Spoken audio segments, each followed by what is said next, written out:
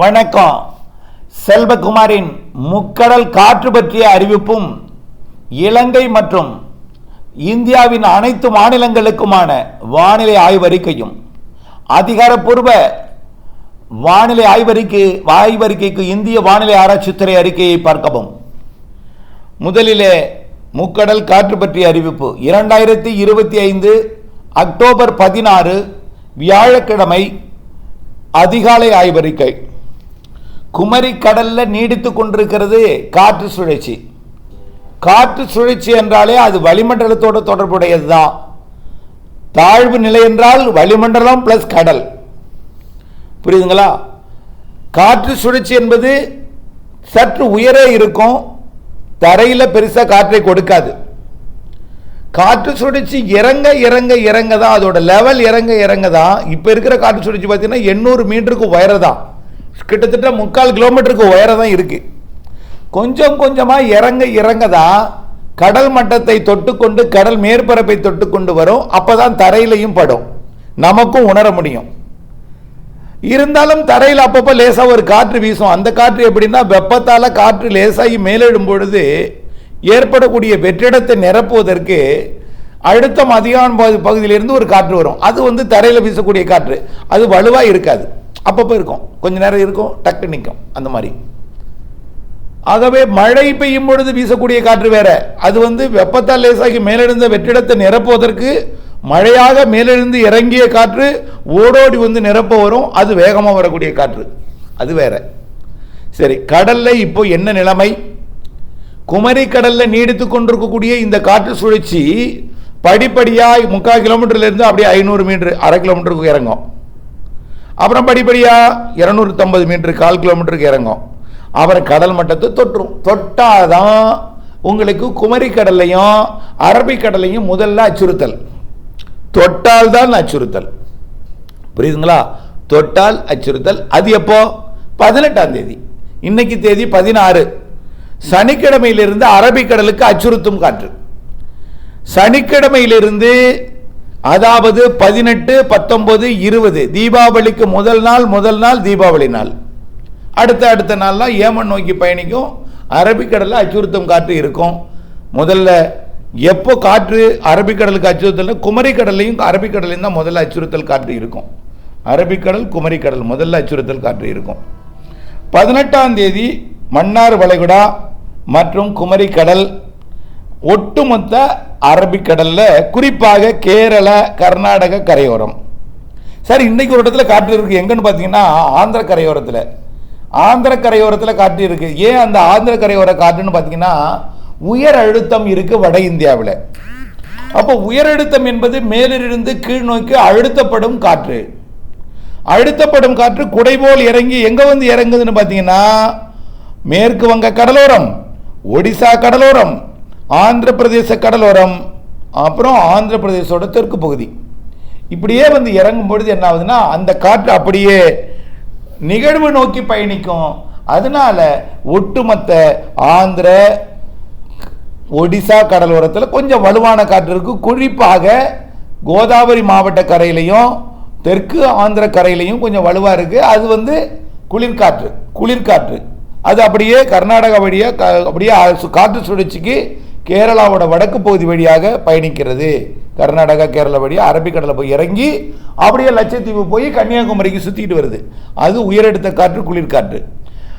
நிலநடுக்கோட்டு இந்திய பெருங்கடல் காற்றும் தற்பொழுது கொண்டிருக்கு. அது எப்போ பிக்கப் ஆகும்னு பார்த்தீங்கன்னா, கீழடுக்கில் வரக்கூடிய 18ஆம் தேதி காற்றழுத்த தாழ்வு நிலை பகுதியாகி தீவிரமடையும். சரி, 19ஆம் தேதி அரபிக்கடல் ஓர ஒட்டுமொத்த கேரளா லட்சத்தீவு பகுதிக்கும் கர்நாடக கடற்கரையோர பகுதிகளுக்கும் காற்றோட வேகம் கூடும். சரி சார், அப்போ வங்கக்கடலில் மீன் பிடிக்கலாமா? நோ, எந்த பிரச்சனையும் இல்லை. வங்கக்கடலுக்கு எந்த அச்சுறுத்தலும் கிடையாது. வங்கக்கடலுக்கு எப்போ அச்சுறுத்தல்னா, இந்த தீபாவளி முடிஞ்சு 22ஆம் தேதி 23ஆம் தேதி வாக்கில் தெற்கு அந்தமான் பகுதிக்கு சுமத்ரா தீவை ஒட்டி வரக்கூடிய ஒரு காற்று சுழற்சி வரக்கூடிய 23ஆம் தேதி 24ஆம் தேதி வாக்கில் காற்று அச்சுறுத்தலை கொடுக்கும். அப்போதான் பிரச்சனை. ஆக வங்கக்கடலுக்கு இப்போ எந்த பிரச்சனையும் இல்லை.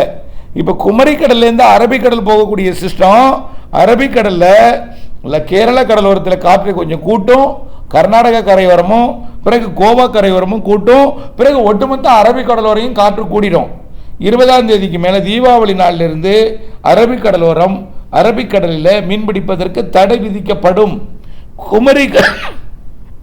குமரிக்கடலோட மேற்கு பகுதியும் அரபிக்கடலை ஒட்டிய பகுதி குமரிக்கடலோட மேற்கு பகுதிக்கும் தடை விதிக்கப்படும். தீபாவளி அன்று அரபிக்கடலிலே காற்றழுத்த தாழ்வு மண்டலம் உருவாகி பகுதியாகி தீவிர பகுதியாகி மண்டலமாகி ஆழ்ந்த மண்டலமாகி மீண்டும் செயலிழந்து தாழ்வு பகுதியாகி ஓமன் நோக்கி நகர்ந்து ஓமனுக்கு போய் மழைப்பொழிவை கொடுக்கும். இருந்தாலும் கரை கடக்கும் வரை அது தீவிர தாழ்வு பகுதியாக இருந்து தாழ்வு பகுதியாக செயலிழந்து ஓமன் ஏமனுக்கு மழைப்பொழிவை கொடுக்க போகுது வரக்கூடிய 23, 24ஆம் தேதி.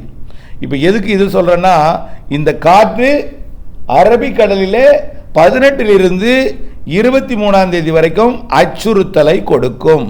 அப்போ அரபிக்கடல் மீனவர்களுக்கு வரக்கூடிய, அதாவது வங்கக்கடலில் இப்போ மழைக்காலம் தொடங்க போகிறதுனால நிறைய மீனவர்கள் அரபிக்கடல் போயிருவீங்க, கேரளாவில் தங்கி இருந்து மீன்பிடிப்பீங்க, அவர்களுக்கு இந்த அச்சுறுத்தல் எச்சரிக்கை எல்லாமே ஓகேயா ரைட்.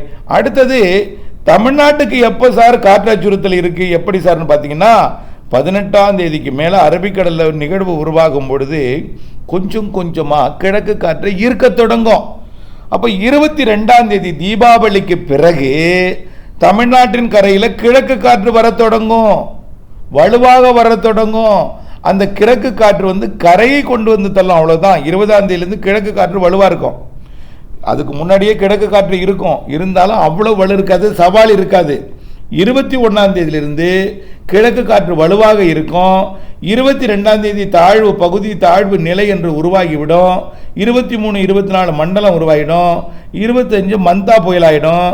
அதனால அது 25, 26 தேதிகளில் தீவிரமடைந்து 27, 28 தேதிகளில் தமிழ்நாட்டின் கரையை நெருங்கி அப்படியே 28, 29 தேதிகளில் ஆந்திர கரையை கடக்கும். இதனால நல்ல மழைப்பொழிவை கொடுக்கும். ஆக வரக்கூடிய 21லேருந்து படிப்படியாக வங்கக்கடல்ல காற்றோட வேகம் எடுக்கும். 21 விட 22 தடை விதிக்கப்படக்கூடிய காற்று 22 விட 23, 24, 25 கூடி 25 மண்டலம், 26, 27, 28 மண்டா புயல் வடகடலோரம் நெருங்கி தெற்காந்திர கடந்து தெலுங்கானா மாநிலம் வழியாக அது உள்ளே போகும். அப்பதான் காற்றோட வேகம் குறையும். அப்படி இருந்தும் அந்த காற்று ஈர்த்து கொண்டு தான் கிழக்கு காற்றை ஈர்த்து கொண்டே இருக்கும். 30ஆம் தேதி வரைக்கும் காற்று அச்சுறுத்தல் இருக்கும். நாம் ஏற்கனவே சொல்லியிருக்கோம், வாய்ப்பை பயன்படுத்திங்க. இது அரபிக்கடல் போகும், அப்படியே தெலுங்கானா வழியாக மகாராஷ்டிரா கோவா கடலோரம் போய் அரபிக்கடல் போகும். ஆகவே நல்ல மழைப்பொழிவு காத்திருக்கிறது. அடுத்தது இந்திய வானிலை ஆய்வறிக்கையை பார்ப்போம். அனைத்து மாநில வானிலை அறிக்கையை பார்க்கும் பொழுது இப்பொழுது இந்த காற்று சுழற்சி அந்த உயரழுத்த காற்றை குளிர்காற்றை ஈர்க்கிறது. வெப்பமான பகுதியில் குளிர்காற்று நுழையும் பொழுது மழைப்பொழிவை கொடுக்கும். இப்பொழுது எங்கெல்லாம் மழைப்பொழிவை கொடுத்து கொண்டிருக்குன்னு பார்த்தீங்கன்னா, ஆந்திர பிரதேசத்தோட நெல்லூர்லேருந்து அப்படியே காக்கிநாடா வரைக்கும் உள்ள கடலோர பகுதிகளில் மழைப்பொழிவை கொடுத்து கொண்டிருக்கு. நெல்லூர், ஓங்கோல், காக்கிநாடா, ஏனாம், விசாகப்பட்டினம் உள்ளிட்ட பகுதிகளுக்கு நல்ல மழைப்பொழிவை அதாவது காக்கிநாடா வரைக்கும் நல்ல மழைப்பொழிவை கொடுத்து கொண்டிருக்கு. இந்த மழைப்பொழிவு அப்படியே படிப்படியாக உள்ளேயும் பொழிய தொடங்கும். அதே போல தமிழ்நாட்டிலே கடலூர் மாவட்டத்தில் மழைப்பொழிவை கொடுத்து கொண்டிருக்குது. கடலூர் மாவட்டத்தோட கடலோர பகுதிகளில் பரங்கிப்பேட்டை அதன் சுற்றுவட்டார பகுதியில் வேதாரண்யம் பகுதியில் மழைப்பொழிவை கொடுத்து கொண்டிருக்கு. பிறகு ராமநாதபுரம் மாவட்ட கடலோர பகுதியில் மழைப்பொழிவை கொடுத்து கொண்டிருக்கு. கன்னியாகுமரி, திருநெல்வேலி, தென்காசி மாவட்டத்திலையும் மேற்கு தொடர்ச்சி மலைப்பகுதிகளையும் கொடுத்து கொண்டிருக்கு. பிறகு படிப்படியாக நீலகிரி வரைக்கும் மேற்கு தொடர்ச்சி மலை மாவட்டங்களில் மழைப்பொழிவை கொடுக்கும். சரி, நாட்டில் எங்கெங்கெல்லாம் இந்த வரக்கூடிய நாட்களில் மழைப்பொழிவை கொடுக்க போகுது அப்படின்னு பார்த்தீங்கன்னா, வட மாநிலங்களில் தென்மேற்கு பருவமழை பின்வாங்கி விட்டது. தென் மாநிலங்கள்லையும் குறிப்பாக கேரளா, கர்நாடகா, ஆந்திர பிரதேசம், தமிழ்நாடு, புதுச்சேரி, காரைக்கால், மாஹே, ஏனாம் பகுதியில் மட்டும் தென்மேற்கு பருவமழை வலுத்து பெய்து கொண்டிருக்கிறது. அந்த பகுதியிலையும் தென்மேற்கு பருவமழை இன்று பின்வாங்கியது என்ற அறிவிப்பு வரலாம். வடகிழக்கு பருவமழை தொடங்கியது என்ற அறிவிப்பு கூட வரலாம். ஆனால் முழுமையான வடகிழக்கு பருவமழை என்பது ஒட்டுமொத்த தமிழ்நாட்டிலே வடகடலோரம் வலுத்து பெய்தால்தான் அது வடகடலோர மாவட்டங்களுக்கான அதாவது வடகிழக்கு பருவமழையாக இருக்கும். கடலோர மாவட்டங்களில் பலத்த மழை கிழக்கு வடகிழக்கு காற்றிலிருந்து மேகம் வந்து பொழிந்தால்தான் அது வடகிழக்கு பருவமழையாக அமையும். அப்படிப்பட்ட மழை அது இன்று இரவோ நாளையோ தொடங்கும். கண்டிப்பா 18ஆம் தேதி 19ஆம் தேதி தொடங்கிறோம். அதுதான் வடகிழக்கு பருவமழையாக இருக்கும். இன்றைக்கு தொடங்கியது என்று அறிவிக்கப்பட்டாலும் அந்த வடகிழக்கு பருவமழை கன்னியாகுமரி, திருநெல்வேலி, தென்காசி, தூத்துக்குடி, ராமநாதபுரம், விருதுநகர், சிவகங்கை, மதுரை, தேனி, திண்டுக்கல், கோயம்புத்தூர், திருப்பூர் போன்ற மாவட்டங்களையும், ஈரோடு, கரூர் போன்ற மாவட்டங்களுக்கு நல்ல மழைப்பொழிவு இன்றைக்கு கொடுக்க போகிறது. குறிப்பாக தென்கோடி மாவட்டங்கள், தென்கோடி மேற்கு தொடர்ச்சி மலைப்பகுதி, தென் மாவட்டங்களின் பல்வேறு பகுதிகளில் நல்ல மழைப்பொழிவு இன்றைக்கு தமிழ்நாட்டிலே கொடுக்கும். சரி, ஆக இன்றைய மழைப்பொழிவு மெல்ல மதியத்தில், மாலையில், இரவில் வலுத்த மழையாக கடலோர மாவட்டங்களுக்கும் தொடங்கும், வடவுள் மாவட்டங்களுக்கும் தொடங்கும், ஆங்காங்கே பெய்யும். அதே நேரத்தில் ஆந்திர பிரதேசம் மற்றும் கர்நாடக பகுதிக்கும் இன்றைய இரவு மழைப்பொழிவு மாலை இரவிலே காத்திருக்கிறது. இன்றைய மழைப்பொழிவு கர்நாடகாவோட இந்த காற்று சுழற்சி வடக்கே நகரும் பொழுது, அதாவது பானாஜி, கோவா உள்ளிட்ட பகுதிகளுக்கும், அதே போல ஹூப்ளி உள்ளிட்ட கர்நாடக பகுதிக்கும், அப்படியே பார்த்தீங்கன்னா ஆந்திர மாநிலம் ஒங்கோல் வரைக்கும், விஜயவாடா வரைக்கும் நல்ல மழைப்பொழிவை கொடுக்கும். சரியா போனா விஜயவாடா மசூலிப்பட்டினத்தில் இருந்து கோவாவிற்கு ஒரு கோடு போட்டிங்கன்னா அதற்கு தெற்கே உள்ள எல்லா பகுதிகளுக்கும் மழைப்பொழிவை கொடுக்கும். வட மாநிலங்களுக்கு மழை கிடையாது. இந்த பகுதிக்கு தெற்கே மட்டும்தான் மழைப்பொழிவை கொடுக்கும். இந்த நிகழ்வு அரபிக்கடல் போய் தீவிரமடைந்து மேற்கு நோக்கி நகர்ந்தாலும் இந்த பகுதி வழியாக தான் கிழக்கு காற்று உள்ளே நுழையும் என்பதனால குறிப்பிட்ட இந்த பகுதியில் மழைப்பொழிவை கொடுக்கும். ஹைதராபாத் உள்ளிட்ட தெலுங்கானா பகுதிக்கு வரக்கூடிய தீபாவளி நாளில் 19ஆம் தேதி மழைப்பொழிவு வாய்ப்பு தெரியுது. 19ஆம் தேதி காரணம் என்னன்னா, இந்த நிகழ்வு தீபாவளி நாளில் தீவிரமடைந்து மண்டலமாக மாறும் பொழுது கொஞ்சம் நல்லா காற்றை சுழன்று ஈர்க்கும் என்பதனால மும்பை உள்ளிட்ட, ஹைதராபாத் உள்ளிட்ட, கோவா உள்ளிட்ட, ரத்னகிரி உள்ளிட்ட பகுதிகளுக்கு மழைப்பொழிவை தீபாவளி நாளிலே கொடுப்பதற்கு வாய்ப்பு இருக்கு. தீபாவளிக்கு முதல் நாள் ஹைதராபாத் இருக்கும், தீபாவளி நாளிலே மும்பை உள்ளிட்ட பகுதிகளுக்கும் மழைப்பொழிவை கொடுக்கும். அதே நேரத்தில் தீபாவளி நாளிலே, தீபாவளிக்கு அடுத்த நாளும் கிழக்கு காற்று ஈர்த்து வங்கக்கடலோரமும் உள்ளேயும் மேற்கு தொடர்ச்சி மலையிலும் தெற்கு கர்நாடகாவிலும் மழைப்பொழிவை கண்டிப்பாக கொடுக்கும். விட்டு விட்டு விட்டு விட்டு கொடுக்கும். அரபிக்கடல் நிகழ்வு மேற்கு நோக்கி ஓமன், ஏமன் நோக்கி போய் செயலிழந்து அங்கே போய் 22, 23ஆம் தேதி மழைப்பொழிவை கொடுக்கும். பிறகு அடுத்த நிகழ்வு வரக்கூடிய 22, 23ஆம் தேதி வாக்கில் காற்று சுழற்சியாக உருவாகி தாழ்வு நிலையாகி பிறகு படிப்படியாக தமிழ்நாட்டின் கரையை நெருங்கும் பொழுது நல்ல மழைப்பொழிவை கொடுக்க தொடங்கும். அடுத்த மழைப்பொழிவு இடைவெளி இருக்காது. அரபிக்கடல் போய் கிழக்கு காற்றை ஈர்த்து கொண்டே இருக்கும். 20ஆம் தேதி, 21ஆம் தேதி, 22, 23 கிழக்கு காற்று போயிட்டே மழைப்பொழிவை கொடுக்கும். இடையில சிஸ்டம் தீவிரமடைந்து அது 23ஆம் தேதியிலிருந்து தமிழ்நாட்டுக்கு மழைப்பொழிவை கொடுக்க தொடங்கும். அதே நேரத்தில் அரபிக்கடல் ஒரு நிகழ்வு, வங்கக்கடல் ஒரு நிகழ்வு, இடையில ஒரு காற்று சுழற்சியும் இருந்து கொண்டு காற்றை கட்டுப்படுத்தி அனுப்பும். அதனால தமிழ்நாடு, கேரளா, புதுச்சேரி, காரைக்கால், ஆந்திர பிரதேசம், தெற்கு கர்நாடகா, தெற்கு ஆந்திர பிரதேசம், தெற்கு கர்நாடகா, தெலுங்கானோட சில பகுதிகள், ஹைதராபாத்துக்கு தெற்கே உள்ள பகுதி, தீபாவளிக்கு முந்தைய நாளில் மகாராஷ்டிராவோட மும்பை, மகாராஷ்டிராவோட கடலோரம் மற்றும் கோவா பகுதிக்கு என்ன இந்த நிகழ்வு அரபிக்கடல் போய் தீவிரமடைகிறதுனால மழைப்பொழிவு கொடுக்கும். அடுத்தது இலங்கையை பொறுத்த வரைக்கும் நல்ல மழைப்பொழிவு இலங்கையில் கொடுத்து கொண்டிருக்கிறது. இந்த மழைப்பொழிவு என குமரிக்கடலில் இருந்து கொண்டு கிழக்கு காற்றை ஈர்க்கும் என்பதனால இலங்கையில் கனமழைப்பொழிவு இருந்து கொண்டே இருக்கும். இன்றைக்கு இலங்கையில் மிக கனமழைப்பொழிவு காத்திருக்கிறது.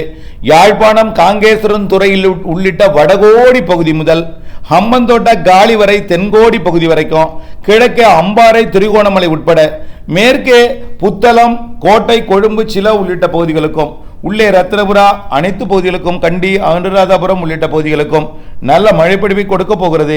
இன்றைக்கு வியாழக்கிழமை 16ஆம் தேதி மதிய மாலையில் நல்ல மழைப்பொழிவை கொடுக்கும். மீண்டும் நாளை மதிய மாலையில் நல்ல மழைப்பொழிவை கொடுக்கும். இனிமேல் படிப்படியாக கிழக்கு பகுதியை விட மேற்கு பகுதியில் மழைப்பொழிவு கூடும். காரணம், கிழக்கு காற்று மேற்கு பகுதியில் வந்து மழைப்பொழிவை கூட்ட செய்யும். மலைப்பகுதிகளில் கனமழை காத்திருக்கு. அதாவது அம்பாறை, திரிகோணமலை மலைப்பகுதியை திரிகோணமலையை விட கிழக்கு பகுதியை விட மேற்கு பகுதியாகிய பகுதியில் மழைப்பொழிவுக்கு பெரும்பாலும் எல்லா பகுதிக்கும் மழைப்பொழிவை கொடுக்கும். மலைப்பகுதிகளில் கூடுதல் மழைப்பொழிவு இருக்கு. மழை இருந்து கொண்டே இருக்கும். வடகிழக்கு பருவமழை அப்படியே தொடங்கிடும். தொடங்கியது முதல் மழை தான்.